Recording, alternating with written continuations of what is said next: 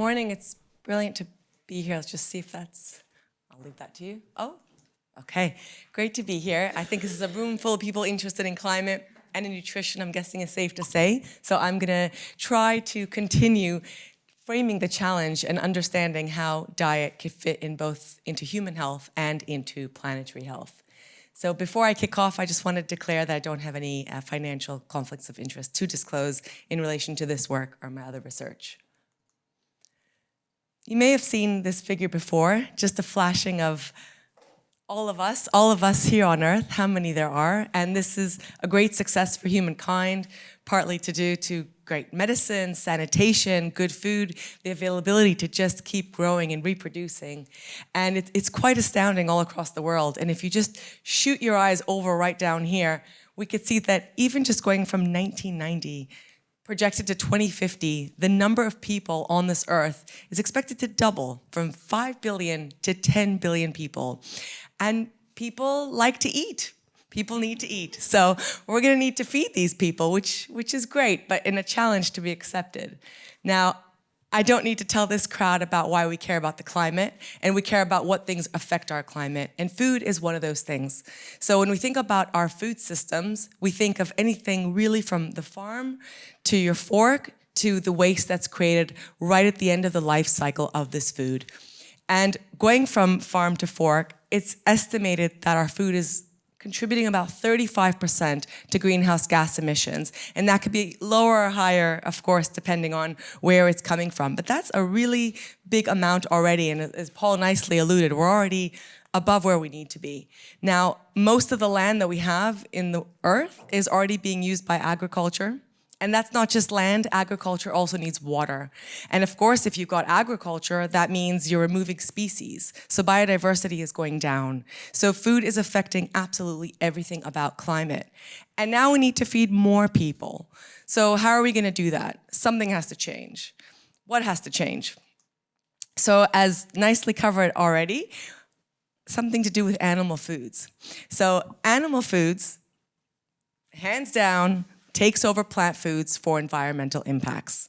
This is a review that was done by colleagues at the University of Oxford, where they took hundreds of different life cycle assessments and they pulled them together. And a life cycle assessment is essentially saying, what is the impact of a food through its entire life cycle, from when it's produced all the way through to its waste. After grouping the foods, they rank them by the contribution to greenhouse gas emissions. And you can clearly see that beef is right up the top as the highest contributor. And they've separated beef herd from dairy. So beef herd is right up the top, and not far after it is lamb. Now, if you think about it, having an animal, rearing an animal on the farm means that you're taking food that you could be growing and feeding humans and feeding it to an animal. So that's already inefficient. And additionally, these two folk, the beef and the lamb, like to let out a little bit of methane on the way, which is directly contributing to greenhouse gas emissions. Cheese is actually above poultry and pig. I don't know if there's any cheese lovers in the rooms. It's a little bit depressing. And one that people are surprised about, milk. It looks like it's further down, but keep in mind, milk has a lot of water weight. So if you took water weight into account, milk actually moves right up. So animal foods, meat, dairy are right up there with the impacts. And this is showing greenhouse gas emissions, but it's actually also true for land use and for water use and biodiversity. Now, a lot of the time we get told, well, just eat local. That's just gonna solve the problem. But if you look at the supply chain and where the actual emissions are being put out, you'll notice that before you leave the farm gate at all, so the land use and the farm is where most of the damage and most of the impact is being done, particularly for the animal foods. So, sorry, but eating local just won't cut it. We need to do something about the amount of animal foods being consumed. So, in comes the idea of sustainable diets. Naturally, they're gonna focus on reducing animal-sourced foods. So it's a very long quote. I've chopped it up. But the main aspects of it are to support both human health and planetary health, with moving towards a plant-based source of the diet. What does that diet actually look like, though? So a couple examples we'll go through today are the Eat Lancet diet, or the Healthy Global Reference diet, and other types of plant-based diets, namely vegetarian and vegan diets. So the Eat Lancet diet, which we heard very briefly about, and my colleague Professor Faruhi is going to go into much greater detail than myself, but I just wanted to flash it and briefly introduce this as a diet that came out from the Eat Lancet Commission in 2019. This is a visual representation of the diet, and the aim was really how can we support the environment as well as supporting human health. And what you'll quickly notice is that half of the plate is dedicated to fruits and vegetables. So we've got whole grains, we've got lots of food on the plate, but not too much animal source foods. And what's interesting about the diet, and we'll be hearing more about this, but it is flexible. So if you don't want to have any dairy, or if you don't want to have any meat, you can still meet the diet, but you could also have some meat, or you can have up to 1/5 of an egg a day if you want to. Doesn't that sound great? So a bit of a change if you are someone who's eating eggs. It might mean once a week. But the focus is really on these plant-based foods. So this was developed with the environment in mind, and we wanted to see, well, how does it actually support health? So if you think about who is actually going to meet a diet like this, a diet that's focused on less animal source foods, you think people who probably don't eat a lot of animal source foods might have a chance at meeting this. So that's how we tested it. We put the diet to the test with the EPIC Oxford cohort, which is a very special cohort. The researchers are based in Oxford, but the cohort is all around the UK. It was established in the mid-1990s, and it was just lovely people saying, yeah, I'll fill out a questionnaire, and yeah, you can go ahead and follow my information through to, if anyone's not familiar with our NHS, you can find out if someone went to the hospital or if they passed away. So you can passively follow them without having to call them and ask if this happened. So through this, we have 30 years of data, really, to find out what did someone eat and what were their health outcomes over time. What's special about the cohort is that half of them didn't eat any meat. So the recruitment was targeted to people who are vegetarian or vegan, i.e. no meat or fish, and the vegans meaning no animal foods at all. So we took data from this cohort, and we built this Eat Lancet diet. Now the Eat Lancet diet had that plate. You're doing well if you have this many vegetable. You're doing well if you have limited red meat. You're doing well if you have this many nuts, and so forth. So it had about 14 different components. So we gave people in our cohort a score. So if you had less than, say, 28 grams of red meat in a day, you got a point. So you can get up to 14 points. So what you see in this messy little looking figure, on the left-hand side are the disease outcomes that we were interested in and what the diet was based on. So ischemic heart disease, stroke, diabetes, and all-cause mortality. Our whole cohort of the 60-odd thousand people divided into 4 groups. People who had less than 9 points, people who had 10 points, 11 points, and 12 to 14.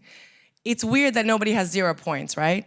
No, this is just a cohort who wasn't eating a lot of animal food, so they had an easier time getting the points. If you did this exact diet in a cohort where everybody passed the score, you might have the highest score being a 5. So this is a healthy cohort, keep that in mind.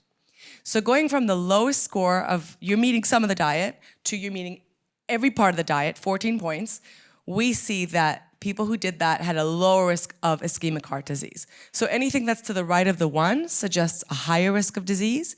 Anything to the left of the 1 shows a lower risk. So you can see this pattern where as you have a higher score, a lower risk of ischemic heart disease, and as you have a higher score of the diet, a lower risk of diabetes. Stroke is pretty flat. You're not seeing a higher or lower risk of stroke. Interesting. And mortality looks like it wants to go down, doesn't quite get there. So, okay, you can't come out and say in this cohort that there are less deaths as you go up in the score, but you are seeing lower heart disease and lower diabetes. So naturally we say, well, what's going on? How is this diet so magical? What is the difference in people who meet the diet and don't meet the diet? Are there other things we should be thinking about? Well, we saw that people who were meeting the score had lower body mass index, which is a measure of adiposity, and higher adiposity relates to higher impacts of several diseases. We saw lower non-HDL cholesterol. So cholesterol that increases your risk of heart disease was lower in the people who had a higher diet of the Eat Lancet diet. And we saw lower systolic blood pressure. And something like systolic blood pressure can increase your stroke. Again, but we didn't see anything with the stroke. We also saw that vegans were the ones with the highest score. Not surprising given they had the easiest time meeting the milk and meat and egg recommendations, right?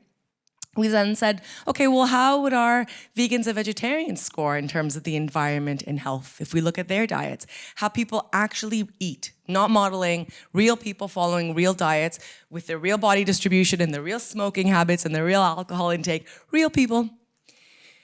So in terms of their environmental impacts, these are the people in the cohort. We have people who eat meat more than 100 grams. We have people who have some meat. We have fish eaters, so they don't eat any meat, as in fish or poultry, but they do have fish. We have vegetarians, no meat or fish, and vegans, no animal foods at all. And this is their mean emissions for different environmental impacts. You could see that as you remove more animal foods from your diet, there is a clear drop in the emissions for carbon dioxide and for methane. I've thrown biodiversity on here, which is a bit of a random one, but you could see that the story is similar here too. I'm not showing, but land use, water use, and eutrophication, so messing up our water, all the same story. But what's really cool is that you don't have to be a vegan to have less impacts. As you remove more animal source foods, you do see that impact. So something would be wrong, I think, if you saw the same story and suddenly something changing as a vegan, right? This is suggesting that less animal foods appears to be great for our planet. What about their health? Comparing the diseases to the same as the ones for the Eat Lancet that we looked at. Looking at vegetarians compared to if you're a meat eater, we see, again, to the left of the one, they had a lower risk of ischemic heart disease, a lower risk of diabetes, which we saw also for Eat Lancet. But look what's happening to stroke. We're seeing that vegetarians had a higher risk of stroke, and it looked to be largely driven by hemorrhagic stroke, so a type of bleeding stroke. Interesting, not all positive. What is going on? Well, first thing you ask is, well, these people eat different, right? What makes up their diet? I could be vegan and have chips and Coca-Cola all day. That doesn't mean that I'm eating well necessarily. But the Eat Lancet score had different things I needed to have met, right? I could have met these 5. This person could have met those 5 score. They may not be comparable. So if we look at what people actually ate in the cohort, their diet was measured again in 2010. Looking at protein from the left-hand side, and the same pattern going from most amount of animal foods in the diet, omnivores, meaning they'll eat just about anything, pescatarians, meaning they eat some fish, vegetarians, no meat or fish, vegans, no animal foods, you could see that the protein consumption was lower as animal foods went down. The green line is what the dietary recommendations are in the UK. So everyone is meeting the recommendation, but remember, this is on average.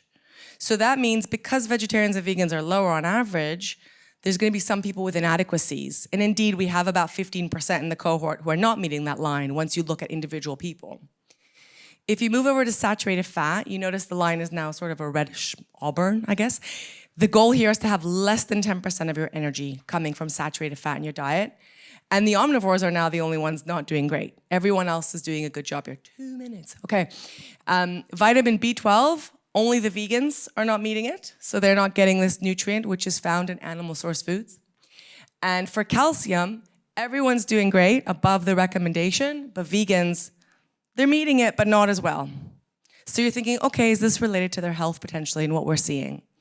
Now, these data are a little bit old, and if you've walked around a supermarket recently, the amount of plant-based products have just exploded, right? If you've gone to a cafe, they'll say, what kind of milk are you having in your coffee? Because it's much more common now to have oat or soy. So what we did was we collected more contemporary information on people following different plant-based diets in the last couple of years, and we collected data from about 7,000 participants, over 1,500 vegans, to see what are they eating and how different are their intakes compared to what we saw 10, 15 years ago.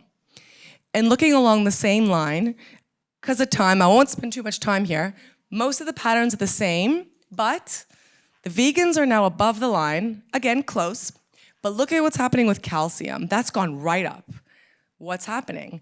Interesting though, right? What's that gonna mean for health down the line? So if we keep those things in the back of our mind and try to understand what were the differences in the health risks we saw, why did we see lower heart disease for the higher Eat Lancet diet and the vegetarian diet? Maybe because they have lower cholesterol, and maybe because they had lower blood pressure to do with these diets. Why lower diabetes? We did see lower body mass index. But why higher stroke? Having low cholesterol may not be good for everything and can actually increase your risk of stroke. Having low vitamin B12 can increase your homocysteine, and that can increase your risk of stroke. So it's not a clear answer that everything is perfect in the same direction. So to summarize this all up, the data show that sustainable diets, i.e. low animal foods, definitely have lower environmental impacts. There's no debate there. They may have benefits for health, but they may also have some risks. I think going forward, some food for thought is that diet is something that in theory you can modify. And I say in theory because you need to have access and be able to afford it in education, et cetera, et cetera. But because of that, there's a place to act on them, both for climate and for health. I think we need more contemporary data to see, well, what are the health impacts of different sustainable diets, i.e. the ones with more calcium or the ones with less, for example. And if we do have some risks, can we mitigate them potentially with fortification, change of diet, mitigation? Is there room for that? So I will wrap up there and say thank you so much for your time.